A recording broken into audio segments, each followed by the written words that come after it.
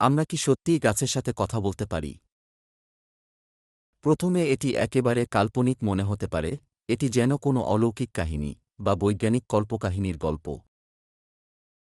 গাছগুলো তো স্থির, নিঃশব্দ ও বিশাল প্রাকৃতিক সত্তা, যার গভীর শিকড় মাটির ভিতরে এবং আকাশে শাখা-প্রশাখা ছড়িয়ে দেয়।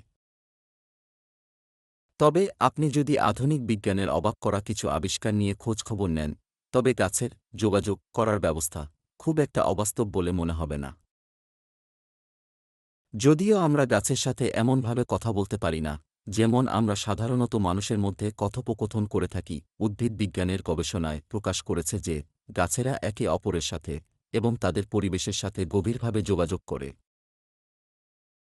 গাছেরা একে অপরের সাথে কথা বলার ধারণাটি এমন কিছু বৈজ্ঞানিক প্রমাণ দ্বারা সমর্থিত, যা দেখায় যে উদ্ভিদগুলো তাদের পরিবেশের প্রতি অনেক বেশি সজাগ এবং সচেতন, যা আমরা কখনোই ভাবতে পারি না। এই বিষয়টি কি একদিন বৈজ্ঞানিকভাবে প্রমাণিত হবে, এমনকি এমনভাবে যা আমাদের প্রত্যাশাকে অতিক্রম করবে? জানা অজানা সত্যের সন্ধান করতে চ্যানেলটিকে সাবস্ক্রাইব করে বেল আইকন ক্লিক করে রাখুন। লাইক, কমেন্ট, শেয়ার করতে ভুলবেন না। বিজ্ঞান তথ্য, জানা অজানা সত্যের সন্ধানে। প্রথম দর্শনে উদ্ভিদগুলো প্রাণীদের থেকে অনেক আলাদা মনে হয়। এগুলো নড়াচড়া করে না, কথা বলে না, বা যেভাবে আমরা প্রাণীদের মধ্যে উত্তেজনা প্রতিক্রিয়া দেখতে পাই তেমনভাবে প্রতিক্রিয়া দেখি না। তবে নড়াচড়ার অভাবের মানে এই নয় যে এগুলো নিষ্ক্রিয়। আসলে উদ্ভিদগুলো অত্যন্ত সংবেদনশীল তাদের পরিবেশের প্রতি। তারা একে অপরের সাথে, পোকামাকড় এবং এমনকি পরিবেশের সাথে যোগাযোগ করার জন্য এটি একটি জটিল পদ্ধতি অবলম্বন করে। উদ্ভিদগুলোর এমন কিছু সংবেদনশীলতা রয়েছে যা তাদের আলো, তাপমাত্রা, আর্দ্রতা, এমনকি কিছু রাসায়নিকের উপস্থিতির প্রতি প্রতিক্রিয়া জানাতে সক্ষম। তারা তাদের পরিবেশে টিকে থাকার জন্য এমন একটি অসাধারণ অভিযোজন ক্ষমতা প্রদর্শন করে যা তাদের পৃথিবীর বিভিন্ন অবস্থায় টিকে থাকার ক্ষমতা দেয়। কিন্তু গাছ কথা বলে, এই কথার সাথে কিভাবে সম্পর্কিত? এই প্রশ্নের উত্তরে আমাদের বুঝতে হবে যে বৈজ্ঞানিক দৃষ্টিকোণ থেকে যোগাযোগের জন্য সবসময় শব্দ বা সাউন্ডের প্রয়োজন হয় না।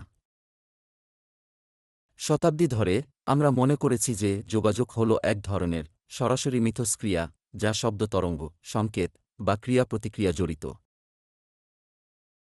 কিন্তু গাছের ক্ষেত্রে যোগাযোগের পদ্ধতি ভিন্ন। শব্দ বা বাক্য ব্যবহার না করলেও গাছেরা রাসায়নিক সংকেত, বৈদ্যুতিক উত্তেজনা, এমনকি তাদের শিকড় দ্বারা শারীরিক সংযোগের মাধ্যমে যোগাযোগ করে। এই পদ্ধতিগুলি বহু বছর ধরে বৈজ্ঞানিকদের বিভিন্ন বিষয়ের উপর অধ্যয়ন করা হয়েছে, তবে সম্প্রতি আমরা উপলব্ধি করেছি এই গাছের যোগাযোগ কতটা জটিল হতে পারে। গাছের যোগাযোগের একটি অন্যতম আকর্ষণীয় পদ্ধতি হল জটিল ভূগর্ভস্থ ছত্রাকের সংযোগের মাধ্যমে গঠিত উড ওয়েব। এই নেটওয়ার্কে মাইকোরহাইজাল ছত্রাক রয়েছে যা গাছের শিকড়ের সাথে পারস্পরিক উপকারী সম্পর্ক তৈরি করে। এই নেটওয়ার্কের মাধ্যমে গাছেরা পুষ্টি, পানি এবং এমনকি তথ্য বিনিময় করতে পারে। গাছেরা রাসায়নিক সংকেতের মাধ্যমে একে অপরের সাথে যোগাযোগ করে, যা তাদের শিকড় এবং মাইকোরহাইজাল ছত্রাকের মাধ্যমে পৌঁছায় এবং তাদের শত্রু যেমন পোকামাকড় বা রোগের বিরুদ্ধে সতর্ক করতে পারে।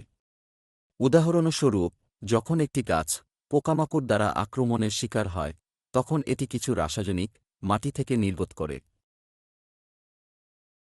যা কাছাকাছি গাছগুলোকে তাদের প্রতিরক্ষা প্রস্তুত করতে সংকেত দেয়। এই সংকেতগুলি পুরো বনের স্বাস্থ্য রক্ষায় সহায়ক হতে পারে, যা একটি নির্দিষ্ট সমষ্টিগত বুদ্ধিমত্তা প্রকাশ করে। ভূগর্ভস্থ নেটওয়ার্কের বাইরে গাছেরা ও পরিপৃষ্ঠে ভোলাটাইল অর্গানিক কম্পাউন্ডস ও এর মাধ্যমে যোগাযোগ করে। যখন একটি গাছ ক্ষতিগ্রস্ত হয় কোনো তৃণভোজী বা পোকামাকড় দ্বারা, এটি বায়ুমণ্ডলে নির্গত করতে পারে। এই রাসায়নিকগুলি হল একটি সংকেত হিসেবে কাজ করে এবং আশেপাশে থাকা অন্যান্য গাছেরা এই সংকেত শনাক্ত করতে পারে। এর প্রতিক্রিয়া হিসেবে এই গাছগুলো তাদের নিজস্ব প্রতিরক্ষা পদ্ধতি সক্রিয় করতে পারে, যা তৃণভোজীদের কাছে কম খাওয়াযোগ্য হতে পারে বা পোকামাকড়ের প্রতি আরও প্রতিরোধক হতে পারে। এইভাবে গাছেরা একে অপরকে বিপদ সম্পর্কে সতর্ক করতে পারে। যদিও এটি প্রচলিত অর্থে কথা বলা নয়, গাছেরা স্পষ্টভাবে তাদের নিজস্ব উপায়ে তথ্য শেয়ার করে, যা আমাদের কাছে এক ধরনের যোগাযোগ হিসেবে বোঝা যায়। এই সমস্ত সংকেতের বাইরেও গাছেরা একে অপরকে শোনে। এমনভাবে শোনে যা আমাদের উদ্ভিদ আচরণের ধারণাকে চ্যালেঞ্জ করে। সম্প্রতি করা কিছু গবেষণায় দেখা গেছে যে গাছেরা তাদের পরিবেশের শব্দ এবং কম্পনগুলির প্রতিক্রিয়া জানায়।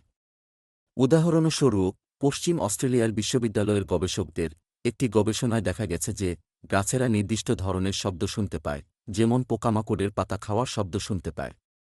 এর প্রতিক্রিয়া হিসেবে গাছগুলি রাসায়নিক প্রতিরক্ষা নির্গত করে থাকে, যাতে তারা সম্ভাব্য আক্রমণের জন্য প্রস্তুত থাকে। যদিও এটি শোনার ক্ষমতা অদ্ভুত মনে হয়, আসলে এটি একটি বৈজ্ঞানিক আবিষ্কার যা উদ্ভিদগুলি তাদের পরিবেশের কম্পন এবং উত্তেজনাগুলিকে কিভাবে প্রক্রিয়া করে তা বুঝতে সাহায্য করে। তাহলে কথা হচ্ছে, গাছেরা যদি এত জটিলভাবে যোগাযোগ করতে পারে, তবে কি কখনো আমরা এমন এক অবস্থায় পৌঁছাতে পারব যেখানে আমরা তাদের সাথে কথা বলতে পারব, অথবা অন্তত তাদের ভাষা বুঝতে পারব? যদিও এটি সম্ভাবনা খুব কম যে গাছেরা কখনো আমাদের সাথে প্রচলিত অর্থে কথা বলবে, উদ্ভিদ নিউরোবায়োলজি নামক একটি নতুন ক্ষেত্র আমাদের তাদের অনুভূতি এবং প্রতিক্রিয়া জানার পদ্ধতিগুলি বুঝতে সাহায্য করে। এই গবেষণার ক্ষেত্রটি সেই উপায়গুলির দিকে নজর দিচ্ছে যেগুলিতে গাছেরা বাইরের উত্তেজনা, যেমন আলো স্পর্শ এবং মহাকর্ষের প্রতিক্রিয়া সম্পর্কে জানায়, এবং এর সাথে আরও জটিল রাসায়নিক এবং বৈদ্যুতিক সংকেতও ঘটে। বিজ্ঞানীরা খুঁজছেন যে গাছেরা কিভাবে ভাবতে এবং সিদ্ধান্ত নিতে পারে, যদিও তাদের প্রাণীদের মতো মস্তিষ্ক বা স্নায়ুতন্ত্র নেই। গাছের আচরণের একটি আশ্চর্যজনক দিক হল তাদের শেখার এবং অভিযোজন ক্ষমতা। এই ধারণাটি, যা একসময় প্রাণীদের মধ্যে সীমাবদ্ধ ছিল, এখন গাছেও অনুসন্ধান করছে। উদাহরণস্বরূপ, গাছেরা তাদের পরিবেশগত অবস্থা অনুযায়ী তাদের বৃদ্ধি প্যাটার্ন পরিবর্তন করে থাকে। যদি একটি গাছ বাতাসে শাখা-প্রশাখা শক্তিশালী করে, তবে এটি তার ট্রাঙ্ক শক্তিশালী করবে, যাতে শক্তিশালী বাতাসের চাপ মোকাবেলা করতে পারে। যদি গাছের উপর সূর্যের আলো সরাসরি না পড়ে, তবে এটি আরও আলো শোষণের জন্য তার ছাউনি পরিবর্তন করবে। এই ধরনের অভিযোজনমূলক আচরণ দেখায় যে গাছেদের মধ্যে অনেক সচেতনতা রয়েছে, যা আগে আমরা পুরোপুরি বুঝতে পারিনি। অন্যভাবে বলতে, এটি পরিবেশের সাথে কথোপকথনের জন্য ভিন্ন পন্থায় কাজ করে, যেখানে গাছটি তার পরিবেশে পরিবর্তনের প্রতি ক্রমাগত প্রতিক্রিয়া জানায় এবং প্রতিক্রিয়া দেখায়। গাছের যোগাযোগের ধারণার পক্ষে অনেক প্রমাণ থাকলেও এখনও অনেক মানুষ সন্দেহ করে।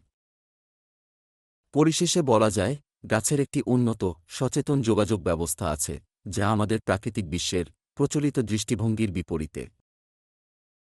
শতাব্দী ধরে গাছগুলিকে নিষ্ক্রিয় নীরব পর্যবেক্ষক হিসেবে দেখা হচ্ছে, যারা সময়ের গতিপথের সাক্ষী।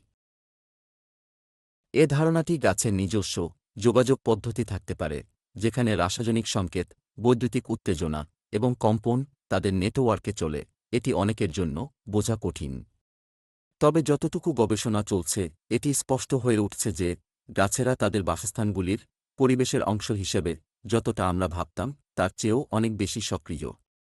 তবে এর মানে এই নয় যে আমরা এখনই গাছের সাথে মানুষ বা প্রাণীর মতো সহজে কথা বলতে শুরু করব।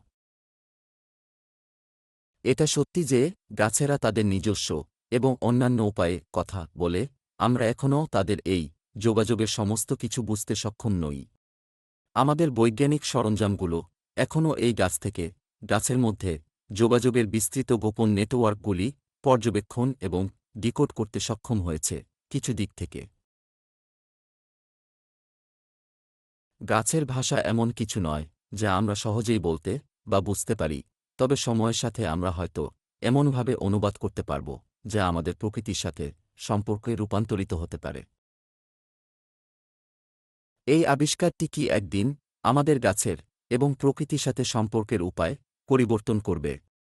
হয়তো একদিন আমরাও গাছের সাথে এমনভাবে যোগাযোগ করতে পারব যা তাদের সুস্থতা বা এমনকি মানবদের এবং প্রকৃতির মধ্যে একটি গভীর সম্পর্ক স্থাপনে সহায়ক হবে।